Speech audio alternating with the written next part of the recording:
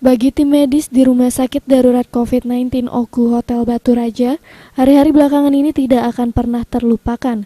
Mereka harus menjadi pejuang terdepan penanganan pandemik virus corona.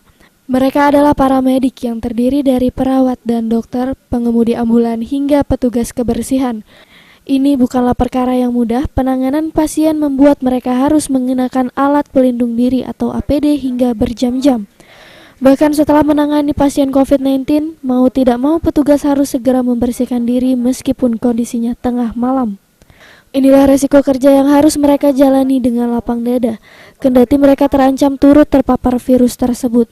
Kabak TU RSUD Ibnu Sutowo Batu Raja, Hadi Sukanto yang juga juru bicara Satgas COVID-19 Kabupaten Oku menuturkan bahwa para tim medis yang bertugas tidak pernah pulang lagi ke rumah sejak mereka menangani pasien COVID-19. RSUD Batu Raja memastikan semua tenaga medis yang terlibat dalam penanganan virus corona mendapat pengamanan sesuai standar. Mereka juga mendapatkan nutrisi yang cukup serta waktu jaga yang telah diatur. Perawatnya 6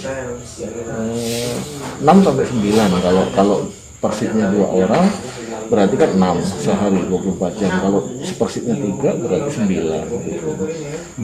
Tapi yang lain tetap stay di situ, nggak kemana-mana. Itu dijaga, maksudnya tinggal di Hotel Batu Raja.